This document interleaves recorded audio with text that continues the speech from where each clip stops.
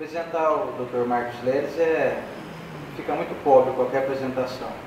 Pelo carinho que a gente tem, admiração pelo trabalho dele, ao longo de mais de 30 anos fazendo palestras aqui em Rio Preto e região. Ele é lá do Centro Espírita Amor, Fé e Caridade. Fé, Amor e Caridade. Fé, Amor e Caridade. Só invertemos a ordem. E é com muita alegria que a gente recebe ele hoje aqui, o convite que fizemos a ele. E não sei se vocês sabem, mas ele tem um trabalho desenvolvido lá na Casa Espírita que ele é dirigente. Então hoje ele estaria lá trabalhando, ele deixou de lado lá um pouquinho o pessoal, pediu licença lá para estar aqui com a gente, então isso abrilhanta ainda mais a presença dele aqui e a gente fica muito contente de poder receber ele aqui. Então bem-vindo, Marcos Leles, que seja a primeira vez dele aqui, seja a primeira de muitas, agora todo ano aqui já está pegar no pé dele aí para ele voltar todo ano. Então bem-vindo, Marcos, a casa é sua. Obrigado. Bem-vindo. Fica à vontade. Obrigado. Caríssimos benfeitores espirituais dessa casa, caríssimas irmãs, meus irmãos, que Deus, a inteligência suprema, a causa primária de todas as coisas, nos abençoe. Quando convidado pelo Ociander a vir a esta casa espírita, salvo engano, é a única casa em São José do Rio Preto que eu ainda não havia falado. Eu fiquei muito honrado e muito feliz, e ao mesmo tempo muito preocupado, por quando nós sabemos da tradição desta casa, da seriedade, dos estudos, e não venho absolutamente acrescentar nada mais. Ele me perguntava um tema e eu fiquei a pensar: o que falar na casa tão tradicional, com tantos e trabalhos brilhantes em prol da nossa comunidade, não só a comunidade espírita, como principalmente a comunidade de nossa cidade. Eu que desempenho uma função profissional de tentar produzir justiça, de promover justiça, quando tenho um comprometimento de uma casa espírita que tem o seu nome, A Caminho da Luz, eu fico a pensar o que falar. E sugeri a ele um tema que, na verdade, é um tema que eu vou fazer a minha própria reflexão. O Espiritismo e você. O que, na verdade, o Espiritismo tem contribuído para nossas vidas. E me vem a frase de Jesus: conhecereis a verdade, e a verdade vos libertará. Libertar do quê? Libertar da nossa pequenez, libertar das nossas aflições. Se eventualmente nós aqui chegamos na doutrina espírita e ainda estamos aflitos e pequenos no tocante à espiritualidade, é que nós não temos a ideia presente do que o Espiritismo deve significar às nossas vidas. Vale lembrar, conceito de Espiritismo dado por Allan Kardec, numa obra pouco lida nos nossos dias, o que é o Espiritismo. Kardec fala que o Espiritismo é a ciência que estuda a natureza, a origem dos espíritos e as relações que eles têm conosco. A ciência que estuda a origem, a natureza dos espíritos e as relações que eles têm com o mundo corpóreo. Esse é o conceito que nós devemos ter da doutrina espírita. Ela nos favorece entender de onde viemos, para onde iremos e que estamos fazendo aqui. No Livro dos Espíritos, Allan Kardec, na questão 132, faz uma indagação aos benfeitores que serve para a nossa reflexão nessa noite. Ora, se nós somos espíritos eternos, por que da encarnação? Qual a razão de nós estarmos aqui, nesse mundo físico, vivendo num corpo físico tão problemático, que necessita de tantos cuidados? E a resposta é muito clara e significativa. A encarnação é necessária para o vosso aperfeiçoamento. Vou repetir. A reencarnação, ou melhor, a encarnação é necessária para o vosso aperfeiçoamento. Para uns é prova, para outros expiação. Então, na verdade, nós devíamos sempre viver, se espíritas somos, com esse conceito pleno, vivenciando a doutrina espírita, ou seja, a encarnação é necessária para o nosso aperfeiçoamento. Nós não estamos aqui de passeio, nós estamos aqui para melhorar a nossa intimidade da alma. E Kardec pergunta, mas qual seria a melhor fórmula para crescer? E a resposta vem na questão 625. Vede Jesus. Portanto, a nossa encarnação é necessária para o nosso aperfeiçoamento. E nós temos a necessidade, se queremos de fato crescer, olhar Jesus. E colocar, sei que é difícil, na nossa conduta, o que ele, Jesus, faria nesta determinada situação. Na questão 132 tem uma segunda parte ainda. Então a primeira é necessária para o nosso aperfeiçoamento. Para uns é prova, ou seja, eu quero voltar, eu quero reencarnar-me para crescer. Ou eventualmente eu preciso reencarnar para expiar os erros que eu cometi em outras vidas. E a segunda parte é importante. A encarnação também é necessária para que cada um de nós cumpra, dentro de um contexto, uma ação, uma missão na obra do Pai Celestial. Olha que bonito. Todos nós, sem exceção, nós temos uma missão. Difícil falar em missão, né? Que a gente pensa que missão é questão extraordinária de Chico Xavier, de Divaldo Pereira Franco, de Madre Teresa de Calcutá. Cada um tem uma missão. A missão é exatamente aquela que nós estamos desempenhando, principalmente no contexto da nossa família. O Espiritismo fala claramente que a família é o cadinho sagrado que Deus nos deu para o nosso burilamento. Vale a pena, você sabe o que é cadinho? Esse conceito, na verdade, é de Emmanuel. Certa feita eu estava numa audiência de um furto, aqui em Rio Preto, e o ladrão furtou um cadinho. O juiz olhou para mim e falou assim, doutor Marcos Leles, o senhor sabe que era cadinho? Eu sabia porque eu estudei Emmanuel. Alguém sabe o que é cadinho aqui, não? Cadinho é o receptáculo que é utilizado na metalurgia para a purificação dos metais. Ou seja, olha que interessante, o cadinho, ele é um receptáculo utilizado para a purificação dos metais. Aguenta altas temperaturas. Isso, na verdade, é o que se dá na nossa família. Por isso que Jesus, quando pregava, está lá no Evangelho, segundo o Espiritismo, essa parte. Ele estava pregando numa multidão, maior do que a nossa aqui, nessa noite. E alguém interrompeu e falou assim, Senhor, a tua mãe e teus irmãos estão aí fora e querem falar contigo.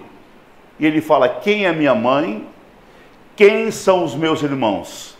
A minha mãe e os meus irmãos são todos vocês que cumprem as determinações do meu Pai Celestial. Allan Kardec explica essa passagem que serve para o nosso entendimento e para a nossa postura perante a doutrina espírita.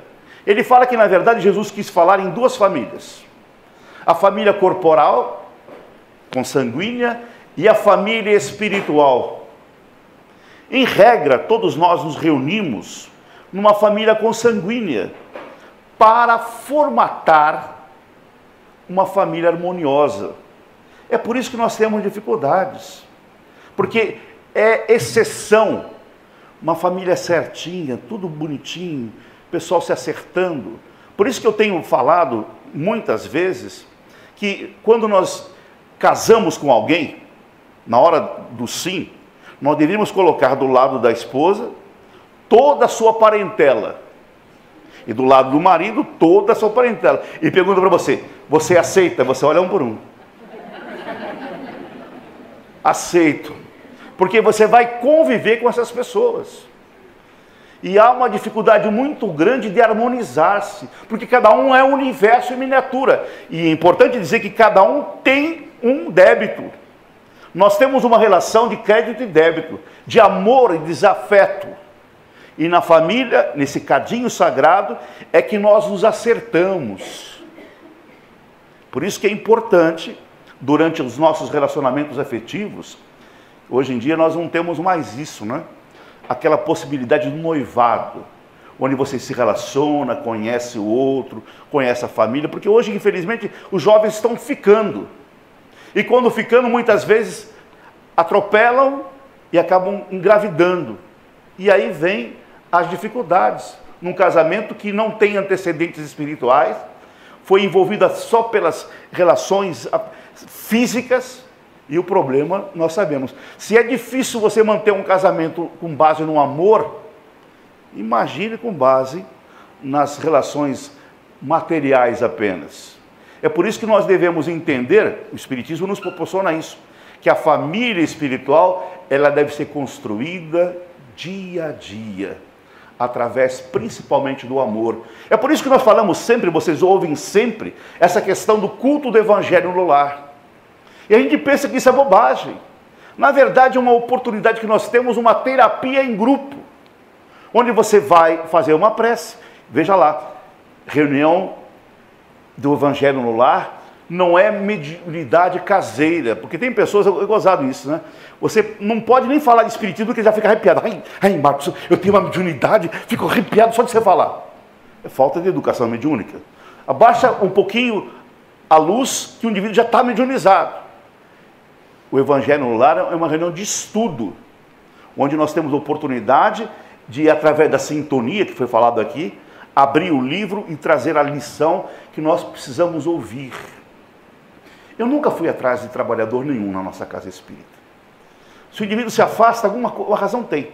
Mas tinha um indivíduo que dirigia a nossa mocidade, que se reunia aos domingos, que ele se afastou. Me chegaram ao ouvido e falaram, olha, o fulano não vem mais. E eu fui procurar, foi o único trabalhador da casa espírita, que quando um se afasta, dois chegam. Cada um tem o seu compromisso, a sua responsabilidade. Mas esse tinha uma direção, eu fui atrás dele. E falei, escuta, você abandonou o grupo dos jovens lá na mocidade? É, Marcos, eu abandonei sim, porque eu não aguento mais a minha esposa em casa, o problema está sempre desagradável. Chego em casa do trabalho, ela reclama de tudo. Eu não posso me sentar no sofá, que ela fala que estão estragando o sofá. Eu não posso ir para a cama, não posso nada. Eu falei, escuta, meu querido irmão, você não faz o culto do Evangelho no lar?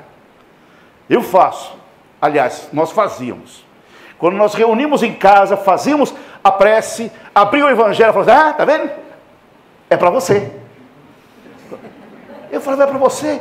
E de vez em quando nós começávamos a alterar durante o estudo, e uma vez ele me deu uma evangelizada na cabeça. Então, para evitar briga, nós não fazemos mais o Evangelho lá. As entidades inferiores, e isso é importante, uma outra questão que nós devemos trazer sempre presente em nossas vidas. Kardec pergunta, os espíritos interferem na nossa vida? E a resposta, sim. Muito mais que vos imagineis, porque de ordinário são eles que vos dirigem. Aí você me pergunta, Marcos, você tem mediunidade? Tenho. Dividência? Algumas vezes, até vi a nossa querida Alicinha, quando eu cheguei aqui, ela sorriu e falou, vá meu filho, fala o coração, fala com o teu coração que vai agradar. Mas o importante é o seguinte, se alguém quiser me perguntar qual é a sua companhia espiritual, eu vou mudar a pergunta e perguntar, escuta, quais são os seus pensamentos? Seus pensamentos que definem o teu objetivo de vida. São pensamentos felizes? São. Então você está com uma boa companhia espiritual. Se você não tiver pensamentos felizes, tenha certeza que você não está bem. Então mude a tua sintonia. Por isso que o Evangelho no Lar é o momento que eu vou melhorar, eu vou compreender. E hoje em dia, muito mais, né? Eu estou aprendendo. Vou falar uma coisa que vou surpreender vocês agora. Eu sou vovô, parece, não? Estou com 4 netinhos. 5, 4, 2 e 1. E eu estou aprendendo de novo. Toda a minha experiência de pai, estou revendo agora e observando com a luz do Espiritismo que os filhos não são nossos, são espíritos eternos. E essa moçadinha que está chegando agora, seus 4 anos, eles nos conhecem de outro. Olha para a gente assim, vovô, né? Lá o nome dele é de ator, Thor. Ele domina a nossa casa, Thor. Quem manda aqui sou eu, ele fala. E manda mesmo. Mas se nós não tivermos um freio e um exemplo de amor, de evangelho, o meu netinho fala assim, vovô, você vai na casa de Jesus? Casa de Jesus é o centro espírita. Gostoso ouvir isso. Ele tem vontade, quando tem um estado febril, fala assim, vovô, me aplica um passe. Isso é importante, a gente viver a doutrina espírita em nossa casa. Nós vamos nos harmonizando, construindo uma felicidade. Problemas todos nós teremos. Mas é importante colocar o amor, a compreensão, a tolerância e a caridade. A caridade conforme ensina Jesus, benevolência para com todos, indulgência para as imperfeições alheias e perdão das ofensas. É o tal de BIP, né? Benevolência, indulgência e perdão. Se a gente não tiver benevolência dentro de casa, vai ter aonde? Não adianta nada eu chegar aqui no Aeluz com um rostinho de santo, se beijar, falar, oi, Oceana, ai, Estela, ai, meus irmãos. Sair aí fora é complicado. Porque nós podemos enganar a nós outros, mas as entidades nós nos enganamos. Por isso que é importante viver de forma intensiva a doutrina espírita. Entender que o nosso grande processo é a construção de um homem novo, evangelizado, feliz, alegre, viver com plenitude. Essa que a doutrina espírita nos fala. E às vezes nós perdemos o tempo. O espírita não vive com alegria. Se alguém me perguntar qual a característica do evangélico, eu falo, o evangélico é aquele que sai sempre com a Bíblia debaixo do braço, buscando o seu proselitismo, falando da Bíblia. E o espírita, eu quero crer que a grande característica do espírito deve ser a jovialidade, a alegria de viver, o otimismo, a esperança. Eu não consigo conceber, honestamente eu falo isso, espírita depressivo. A gente ouve na casa espírita, tem muita gente que não consegue dormir se não for através de uma medicação. E vai, com todo respeito aos médicos, meu filho é médico também, vou fazer uma propaganda. Depois as meninas me perguntam que eu vou falar qual especialidade que ele é. Especialidade em meninas, parteiro, meu filho. Mas a medicina é importante, sim. Mas a nossa mente, embora a psiquiatria tenha um trabalho importante, a psicologia também, mas eu não consigo conceber um espírita depressivo, deprimido. Vida, azar, sem condições de dormir. Isso é falta de sintonia, falta de alegria de viver. E o espírito que tem medo de morrer, então? A morte, na verdade, é uma passagem. Nós estamos aqui e todos nós um dia iremos voltar para a pátria espiritual. Ninguém vem aqui para semente, para ter raízes profundas. Um dia nós partiremos. Eu tinha um amigo, que está na espiritualidade, eu posso falar, ele está dizendo que pode, está aqui ao meu lado, falou, pode falar. Eu vou usar, só não vou falar o nome dele, por caridade pode ter alguém que conhece, algum parente dele aqui. Ele falou assim, toda vez que ele ficava doente, ele era orador espírita, estudioso, ele me ligava, Marcos, vou morrer. Eu falei, não sei. vem me dar paz. Eu falei, meu querido, agora não dá, são 4 horas da manhã, se eu sair da minha casa, minha mulher não vai aceitar. Vai achar que eu estou com graça. Então eu inventei um passe diferente. Passe ao telefone. Né? Ele falou assim, você está do teu lado aí, põe o telefone, uma água fluida. Vamos orar. Senhor Jesus, repete aí, Senhor Jesus.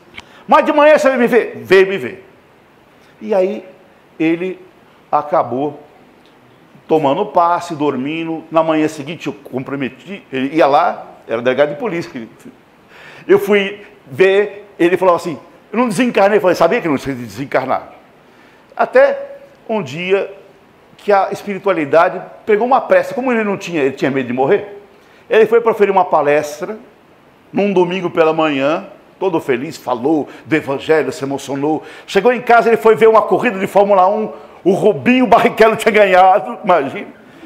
Ele cantou o hino nacional e desencarnou, infartou, fulminante. Eu estava lá em Santa Fé, quando eu recebi o recado da esposa dele, falou assim, ó, nosso amigo desencarnou. Eu voltei e falei assim, cheguei no túmulo e falei assim, que papelão que você fez comigo, hein? Que papelão. E ele sempre me falava assim, olha Marcos, eu tenho muito medo de desencarnar, mas principalmente em desencarnação coletiva. Nós estávamos estudando aquele episódio do Rio Turvo, né? 24 de agosto de 60, se eu estiver enganado a data vocês me falam, 59 foi? Que há uma notícia que eles teriam sido jovens lá na noite de São Bartolomeu, na Catarina de Médici. Falou assim, olha, quando você entrar num coletivo e ver que as pessoas são simpáticas,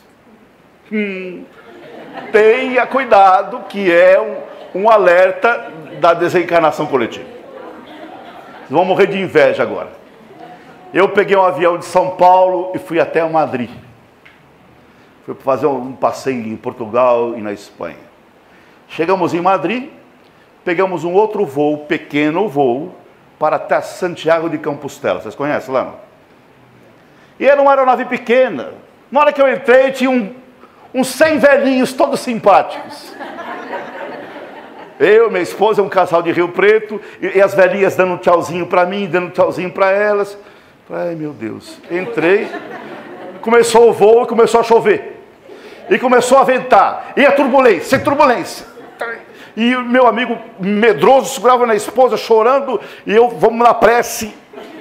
E chegamos no aeroporto. Descemos a aeronave, não tinha ninguém na cidade. Um nevoeiro, vento gélico, e passou um lobo correndo. Eu falei para ele, nós desencarnamos. Mas como é isso? Eu falei, isso eu já vi em André Luiz. Nós estamos no umbral, nós desencarnamos.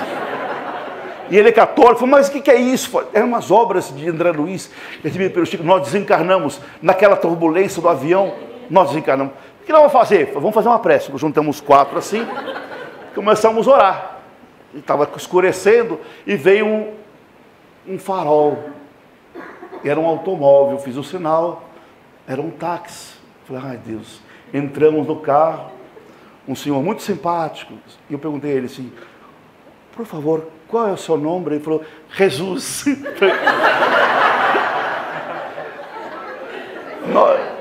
Era Jesus que veio receber o motorista de táxi. Parece brincadeira, mas foi rimos bastante, sorrimos bastante. E o homem não entendia nada, os seus Jesus lá em espanhol. Mas, na verdade, tudo aquilo foi um sinal indicativo que nós não estamos preparados para a nossa desencarnação. Por isso que é importante viver de forma plena, porque nós não sabemos a hora que vai chegar. Não é? A parábola de Jesus com as noivas que são inexperientes, que tinham que ter sempre o seu farol, a sua lamparina, que nós não sabíamos a hora que o noivo chegasse para você ver. Nós somos assim. Que hora que nós vamos partir para a espiritualidade? Ninguém sabe. Por isso que é importante preparar-se. E como nós nos preparamos com a consciência tranquila do dever cumprido? Aliás, o Espiritismo nos fala de felicidade. Eu perguntaria a vocês, alguém é feliz aqui? Eu digo, eu sou feliz. E Kardec pergunta aos espíritos qual o conceito de felicidade. E a resposta é muito objetiva e clara. Felicidade é consciência tranquila do dever cumprido. E a fé no futuro. O que é consciência tranquila? É você retornar para a tua casa, no travesseiro, e falar, puxa vida, não prejudiquei a ninguém. Eu estou com a minha consciência tranquila. Isso é felicidade. E a fé no futuro, o futuro espiritual que nos aguarda um dia, onde nós teremos toda a possibilidade de crescer, de encontrar, de rever amigos, de familiares. Que coisa mais gostosa que essa? Isso é ser feliz. E nós não desfrutamos da felicidade. E Kardec pergunta, escuta, mas esta felicidade espiritual é consciência tranquila e fé no futuro. E a felicidade material? Olha que eles respondem. Felicidade material é ter o necessário para viver. E só de olhar para todos aqui, todos temos o necessário para viver. Todos estão bem alinhados, bem alimentados, com uma casa para voltar, com familiares, é importante. E muitas vezes nós não somos felizes, porque nós nos apegamos ao supérfluo. Tudo isso fica para trás. Por isso que é importante a gente amealhar, conforme Jesus nos fala, os bens que o ladrão não rouba e a traça não destrói. Isso que vai nos dar a tranquilidade de viver plenamente. Não adianta nós sermos espíritas se formos de fato apegados aos bens terrenos. Eu me recordo também de um caso muito interessante. De vez em quando eles falam isso para mim. Marcos, nós estamos com um vozinho lá em casa que ele não desencarna de jeito nenhum. Está doente, os médicos já desenganaram. Não me chama para fazer isso, porque tem um passe de desencarnação também. Você vai lá, aplica o passe, ajuda os benfeitores e conversa com ele. Eu me lembro que era um senhorzinho de 90 anos, com os olhos azuis, que pareciam 2 estrelas. Eu olhei para ele e falei, ô meu querido, o senhor é espírita? Sou. E agora? Chegou o teu momento, começar a se desprender da máquina, para que você volte à sua realidade. Ele falou, não dá. Mas por que não dá? Tenho dificuldade. Por quê? Minhas aplicações bancárias. Eu falei, o dinheiro? Mas isso é bobagem. Você já deu um bom patrimônio para os teus familiares, tenha a tranquilidade de partir. Tá bom. Aí eu fui embora para casa. No dia seguinte, os familiares me ligaram, Marcos, ele não desencarnou. Eu voltei lá, doutrinar o espírito encarnado, ver se ele lá. Comecei a conversar com ele, falei, meu querido, e aí, nós falamos ontem, não é mais o problema de dinheiro? Não, não é. Qual que é o problema? Da minha velhinha. Eu não quero deixá-la, quem vai ficar com ela? A família vai ficar. Desprenda-se também das pessoas. E ele acabou entendendo e partiu para a espiritualidade. Essa é a postura equivocada que nós espíritas não podemos ter. Ora, se nós somos espíritos viajores da eternidade, passageiros, para que se apega tanto? E eu falo isso com tanta clareza, que nós estamos numa fase agora de empreendimento da Casa Espírita, me recorda de Divaldo Pereira Franco, né? Ele dizia para mim, Marcos, meu filho, os espíritos têm um escorpião no bolso, não põe a mão de jeito nenhum para auxiliar. Eu não sei se aqui no Ailuz acontece isso, né? Porque nós temos dificuldade de auxiliar. Quando Kardec fundou a primeira sociedade espírita lá em Paris, ele colocou 3 situações importantes, 3 princípios que nós não podemos nos apartar. Primeiro princípio, que é o trabalho. A casa espírita nós temos que trabalhar. Segundo princípio, a solidariedade. Solidariedade com a comunidade, como eu tinha enaltecido no começo, e a solidariedade com os participantes da casa. E o terceiro princípio, tolerância. Porque infelizmente não é o caso aqui, como eu disse, primeira vez que estou, tem algumas casas espíritas que o indivíduo começa a ficar de mal do outro. Não tem tolerância. Isso lá com Kardec. E Joana de Ângeles, aplicando e modernizando esses princípios para a casa espírita, ela fala em 3 vértices. Primeiro, espiritizar. Olha que coisa interessante. O que é espiritizar? É colocar o espiritismo na casa espírita. Porque, infelizmente, tem muitas novidades por aí.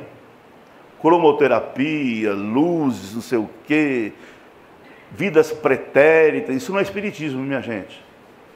Vamos fixar em Kardec. Ela fala ainda em qualificar. O que é isso? Eu não posso ficar distante do estudo. Melhorar o meu conhecimento espírita. Espíritas, amai-vos. Eis o primeiro ensinamento, lá no Evangelho. Espíritas, instruí-vos. E nós, infelizmente, não temos o hábito do estudo. Principalmente nós brasileiros. Tem pessoas que não estudam de jeito nenhum. Esse meu amigo, eu não sabe, esse que falou do resgate coletivo, ele falava assim para mim: Marcos, eu tenho síndrome da página 33. Toda obra que eu começo a ler, eu vou até a 33. Depois tem pessoas que têm preguiça de ler, sono, fala que é obsessor. Divaldo Franco fala que se você tiver dificuldade, leia em pé, leia ajoelhado, mas leia, estude. E nós passamos um tempo aí, muitas vezes, sem estudar. Então, espiritizar, qualificar para servir melhor. E o terceiro princípio, Joana de Anjos fala em humanizar. O que é isso? É ser fraterno na casa espírita. É ser amigo. Muitas vezes nós chegamos aqui, ficamos 30 anos e não nos conhecemos. Às vezes nós trazemos problemas que nós podemos solucionar. Problemas que nós podemos solucionar, às vezes, com um simples empréstimo do ouvido. Coisa mais gostosa que tem é você abrir o coração e falar. E ouvir alguém é bênção para nós. Mas, infelizmente, nós não sabemos ouvir. E toda pessoa que vem falar um problema para nós, você não sabe o meu, então. Nós temos que deixar a pessoa falar, se humanizar, para que a casa espírita realmente seja harmonizada dentro desses princípios, que são básicos que a doutrina espírita nos oferece. Portanto, meus irmãos, não sei se falei muito já, o importante é vivenciar esses princípios para que consigamos, de fato, chegar no final da nossa reencarnação com tranquilidade, entendendo que nós evoluímos um pouquinho. O Seandro me perguntava: quanto tempo você está falando aqui? 30 anos. Ah, legal, 30 anos, tudo bem. Mas será que eu melhorei nesses 30 anos? Sou mais amigo, sou mais companheiro, sou mais responsável? Porque se nós ficarmos aqui 30 anos e não melhorar um centímetro, nós estamos enganando nós mesmos. Por isso que o Espiritismo, a gente até percebe isso. Hoje o movimento espírita está diminuindo. Tenho visitado muitas casas espíritas que a frequência tem caído assim assustadoramente. Em compensação, os nossos irmãos evangélicos, se você for agora na Universal, está lotado, 1000 pessoas. Será que eles são melhores do que nós, doutrinamente falando? Não. É que aqui espera um pouquinho mais, um pouquinho de discernimento, de coerência, que às vezes nós não temos.